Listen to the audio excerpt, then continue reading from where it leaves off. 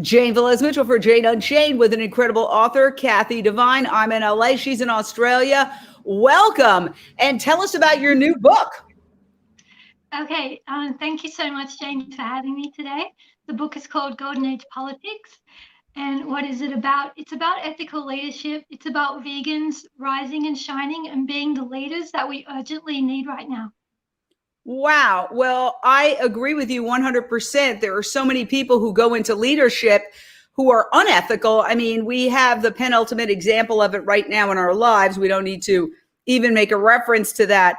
But what do you mean? Are you talking about vegans running for office? Should I go right now and register for the city council? Yes, please. Please, Jane. You'd be amazing. You're exactly the candidate that Golden Age Politics is talking about. Yes, we need ethical people. We need people with intelligence and wisdom and compassion. We need compassion in politics. And it's just sorely lacking right now. And this is why I've spent the last year of my life with this book, because it's just, we are developing ourselves as vegans with ethics, and then now we need to take the next step and be the leaders that, this world urgently needs right now. Well, let me ask you a question. What I always say is I don't like to ask somebody else to do something I'm not willing to do myself, which is one of the reasons why I have 4 rescue dogs and a rescue cat. And so what about you running for politics? Shouldn't you run?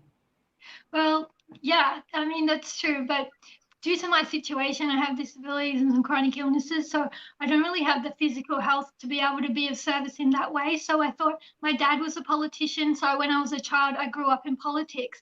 And I've been thinking for the last, couple of decades, what can I add to politics? So I thought what I can do is write a book. I can do coaching for people that are wanting to become leaders and contribute in that way.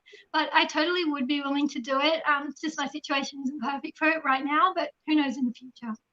So you grew up in politics, so you feel like you understand politics.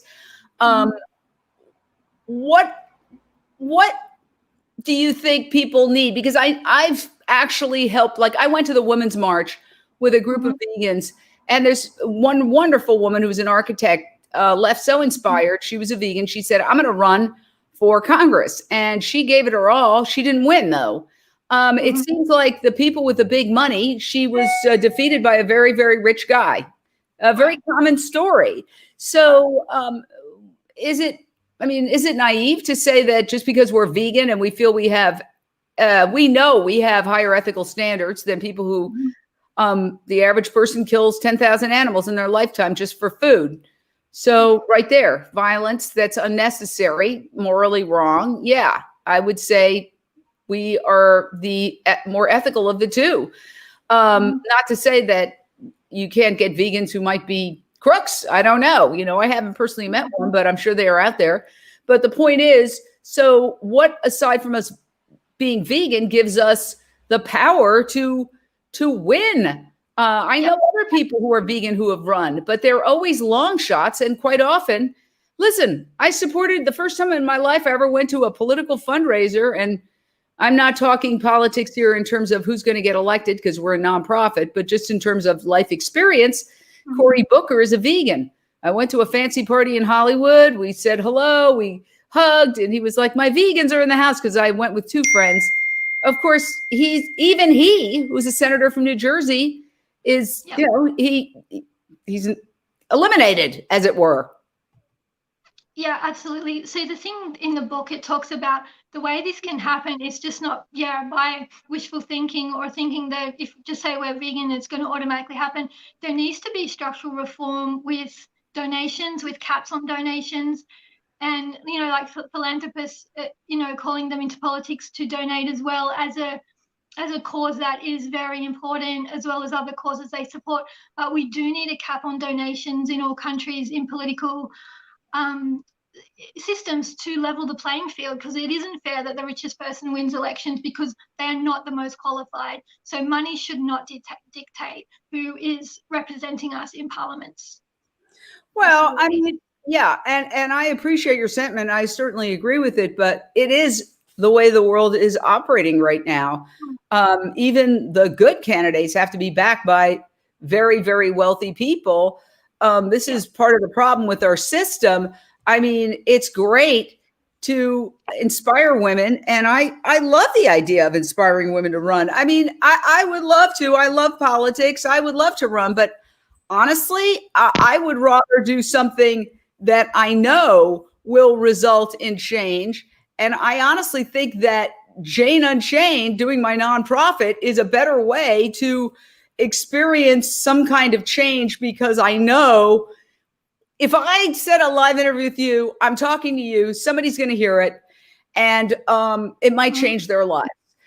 But I could run for Congress and spend untold numbers of, untold amounts and gather all this money from people and then lose. I don't know what that would accomplish. So I think that until we level the playing field, when you consider somebody like Cory Booker, who was too afraid to even suggest that other people go vegan, when asked on the spot, he said, I'm not going to suggest that anybody goes vegan. Well, of course he thinks people should go vegan. Everybody has to go vegan, or we're going to have an ecological apocalypse in less than a decade.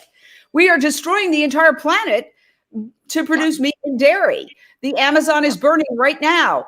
We've destroyed massive sections of the Amazon just in the last year, all to create cattle grazing land for the most part. Yeah, they say timber's the byproduct. When you clear the land, you've got trees left over, you sell them to the loggers, but they're clearing it for cattle grazing. And the vast majority of the farmland grows crops not to feed people, to feed animals. 75% of all the soy grown is fed to farm animals. Huge percentage of the grain and the corn grown is fed to farm animals. We know why we're right.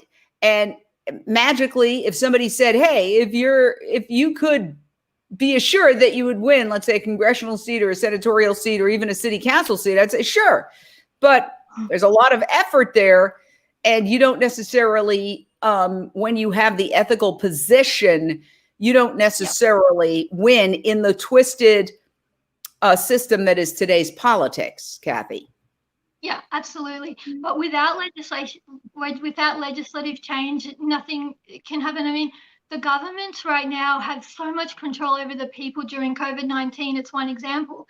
And I know it sounds impossible and it's like a pipe dream, but if we don't at least start talking about it and start the conversation and start edging into a so-called golden age of politics, then we don't have any chance of facing climate change, of the factory farming and everything else. So we need the awesome nonprofits like Jane Unchained, but we also need people that are interested, and at least like Cory Booker, he doesn't win, but he's getting, unfortunately he doesn't mention veganism, but we need people with courage, and we need people to just go all out and go into the media when they are candidates to speak about veganism and to not hold back. And I know it's unfortunate that vegan candidates don't do that, but we need some that do, because without people in governments, we don't have a chance. On an individual level, we'll go vegan. But I think what you're saying is, even if you run and you lose, by going out there and engaging people about why we need a vegan society, why we need to move away from meat and dairy, it's destroying us. It's killing us. It's killing the planet. Now it's killing slaughterhouse workers.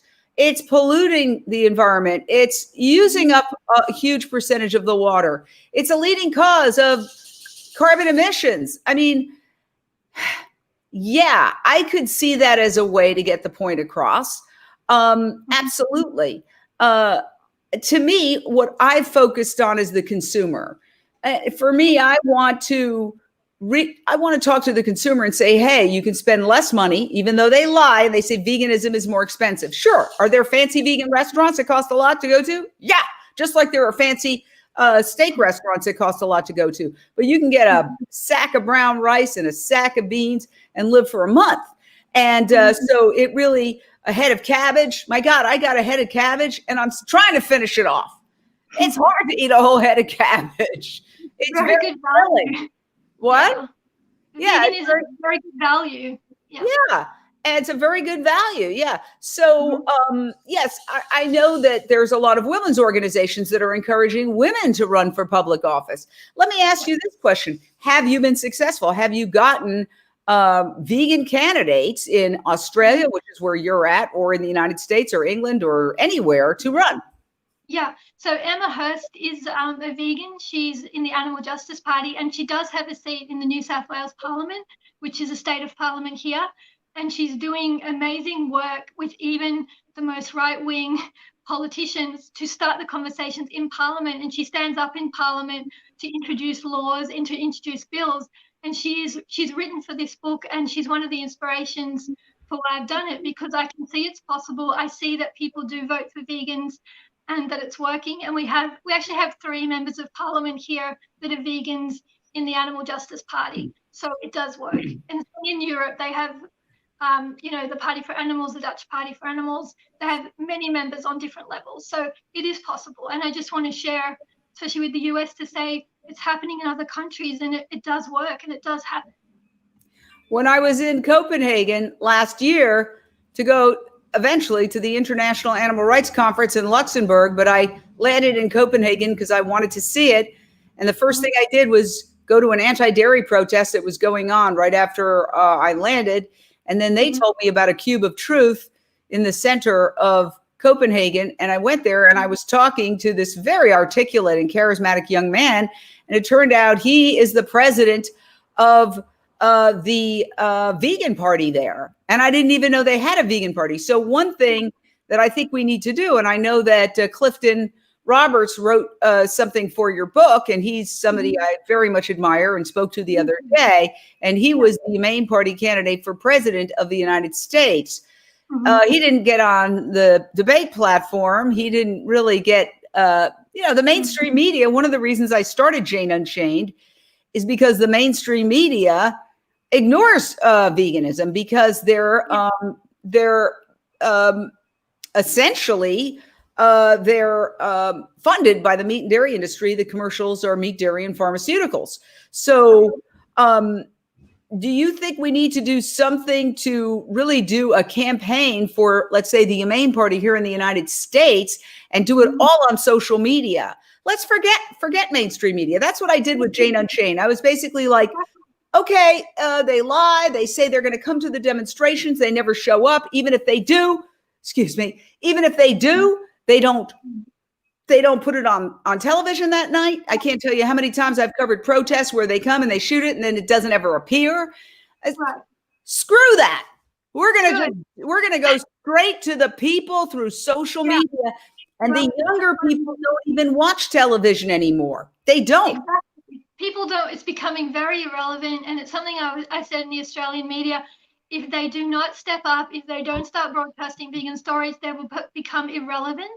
And it's people like you, like Jane Unchained. I'm also involved with Supreme Master Television. It's people that are broadcasting their independent stations that are reaching the people, and the people are the ones that vote. And I just urge people to go out and vote for the best candidate you can find, and vote consciously and carefully, and do your best at the moment. In the meanwhile, we will try and rebrand politics as something positive and inspiring, because if we don't, then we have no chance. But ethical journalists like yourself, I also interviewed Zoe Simmons from Australia, who's an independent journalist, and she talks about ethics in journalism, and also about just broadcasting the truth and broadcasting the vegan message. We have to be bold and courageous and brave and just do it, So you say if you have no planet-saving plan, you have no place in politics. Now, I couldn't agree with you more, but I watched both parties, but even the Democrats, even super intelligent Rhodes scholars sitting there eating fried chicken, talking about climate change. And I literally wanted to pull my hair out. I was like, this is so frustrating. But there has been a breakthrough thanks to Cory Booker, who suggested a bill, who has proposed a bill now to phase out factory farming. It's 2040, so I would have liked to have seen it phased out to avoid, mass extinction, which is currently happening. But it's a good start. And then Elizabeth Warren jumped on board. So Elizabeth Warren, who really hadn't talked about animal agriculture or factory farming, I think a lot of politicians are getting it now during COVID-19, where there's a lot of focus on the slaughterhouse workers dying. And in fact, we are involved in a boycott meat coalition. And I can even show you some of the things that we have done. This is the boycott meat. It started out with meatless in May, and then it went to June and July, and now we have a never-ending boycott meat campaign. And this is one of the poor, literally, financially and in other ways, poor immigrants who go into these slaughterhouses who are dying of COVID-19. Is your chicken wing worth somebody dying who is somebody's mother and grandmother?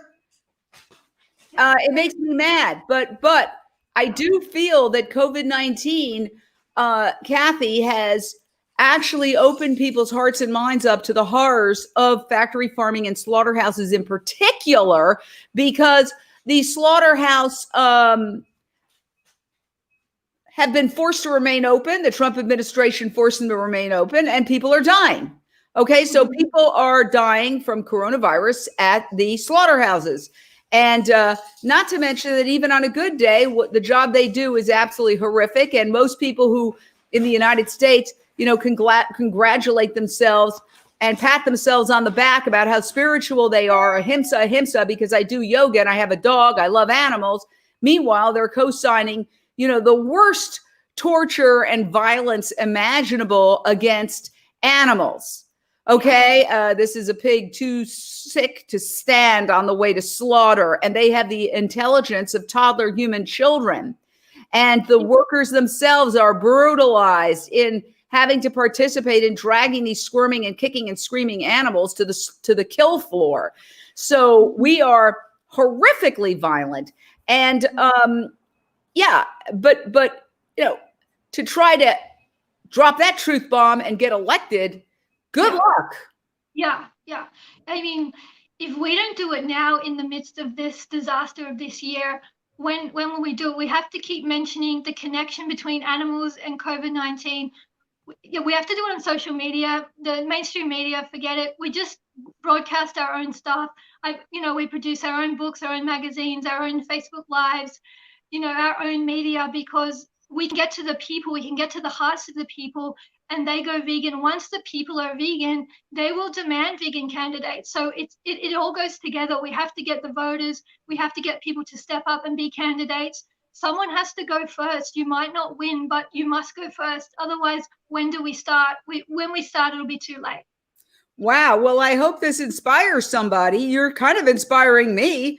I've already got like 15 projects. That's all my friends and people at Jane Unchained need, is for me to start another project, but I will never rule it out, because any way I can help animals and help the planet. Look, the truth is, the so-called best and the brightest, which by the way was a sarcastic title talking about how the best and the brightest from all the top universities and the elites brought us the quagmire that is Vietnam, a nightmare, an unending nightmare that to this day, there's bombs chopping off people's legs that have been left in the brush all these years. To this day, people in the United States, now elderly, but still experiencing PTSD, horrible carnage. That was what the best and the brightest brought us. The best and the brightest we don't need. We need compassion. You need intelligence for sure, but you do need a heart. You need compassion, and you need to care about human rights, animals, and the planet. The best and the brightest without compassion are useless, and we don't need them anymore. They can retire. We need people with a heart and intelligence and wisdom. I mean, you don't go on Twitter and just say your every thought. You need wisdom. You need to be grounded in some kind of practice that gives you restraint and discernment. You need some kind of intelligence in politics. Otherwise. I want to ask you about the Humane Party. Is this the candidate who ran last time, Clifton Roberts, I believe is his last name. I just talked to him the other day. I don't know why his name is escaping me. Is he running again? Yeah, I believe he's their candidate this year as well. Yeah. Oh, well, yeah. I mean, we've got to get that out there. And Claire Mann says, great conversation. Have a meeting now, but we'll watch the rest afterwards. And Kathy says, it's time for change. Everybody likes this topic. And Patty says that Cory Booker was a wimp for not talking about veganism. So that's very interesting, is that a lot of people picked up on the fact that he didn't talk about veganism. But I have to say, having met him, and he was so charming and was like my vegan peeps, because we were the only vegans at this fundraiser. And as I said, this is the only time I ever supported a fundraiser. But I went there and he grabbed us and he held on to us. But the other people there were not vegan. And every time he said anything that even remotely connected, we were like, yay! But the point is that to survive politically in this system that is morally bankrupt, if you run around talking about veganism all the time, it's very similar with journalism. I mean, frankly, I was in mainstream media for 38 years, and I feel like I was discriminated against for being vegan. I feel like I was treated as if there was something wrong with me, that I was crazy. Maybe not anymore. You know, an executive producer texted me not so long ago and said, you were really prescient with your veganism, because Beyond Meat had come out in the interim recently. And of course, when something starts to make money in this society, people respect it. It's the same exact veggie burger that exists before, but it wasn't making money until the IPO, really. And now it's making money and people respect it. That gives you an example of what we value in our society. So I think you're talking about something very powerful. And first of all, I want to give you a shout out, because before we can ever achieve anything, we have to state a grand intention. If we can't even talk about having vegan politicians, vegan elected officials, how on earth are we ever going to achieve it? And I had a similar experience when I heard Dr. Silas Rao talk about how we're going to create a vegan world by 2026. And he said, we know why we have to do it. All we need to figure out is how we're going to do it. And when I heard that, I felt so empowered, because he stated the grand intention, which you're not going to, if you can't even articulate something, how are you going to achieve it? And he also gave a by when. We're going to do it by 2026. We're going to tip the culture. We're going to hit that tipping point by 2026. So I think you're doing the same thing with politics. We may not know exactly how we're going to get elected political officials who are vegan, but you're stating the grand intention. And that is the first state, the first stop on any journey, is to figure out where you're going. Yeah, and honestly, when it came, I thought, this is crazy. No one's going to buy it. No one wants to believe it. But I said, someone has to take the first step. And then I've had other people saying, wow, I never thought of this. And it starts the cogs in their mind. And that's all I'm doing, is getting people to start thinking about how this could be possible. And it will happen. It's just a matter of time. So you have a Kickstarter for your book, which would also be the precursor to getting some powerful woman who is vegan to sit here and read this and then say, you know what, whip her glasses off and say, I'm going to run for office. So what are you trying to raise? I know we have it on the intro. We have the Kickstarter. What is your goal? What are you trying to raise? We've actually, I had an initial goal of $1,000, just to put it out there. We have passed that. We're nearly twice that funded. So it's not really about money or funding. It is about getting the message out. Me personally, I don't care about the money or selling so many books, but I want opportunities like this. And I'm so grateful to be on your show and to start talking about the concept. It's really about the concept. It is about grounding and manifesting this kind of idea. And the more opportunities I get to talk about it, and the more people I inspire by going on amazing shows like this is what it's all about. Wow. Well, I think you're brilliant. I think this is a great idea. Are you going to do an audiobook? Because right now I'm walking 2 miles a day, trying to do it in the evening when there's not so many people around, because I don't want to get, obviously, knock on wood. Don't even want to jinx it. I'm using all the precautions. I'm wearing a mask. I'm being very careful, but I am getting exercise, and I've been listening to a lot of books. Yes. So, really great to exercise. When you walk, you forget you're walking. Next thing you know, you've walked 2 miles, you've listened. Are you going to do an audiobook? Yes. So our next goal, the stretch goals, we've added everyone that buys a paperback or an ebook gets the audiobook as well. So we're going for the 10K goal, whether we meet it or not, but we will be making an audiobook because everybody is consuming audio right now. And you should read it. Yep. Yeah, because you've got a good voice and people like accents. Oh, me? Yeah, why not? Strong enough to read it, but now, wait a second. Wait a second. If you are asking people to step out of their comfort zone, okay, to do something that would scare the you know what out of them, yeah. I think you've got a great voice and people love accents. Yeah, they do.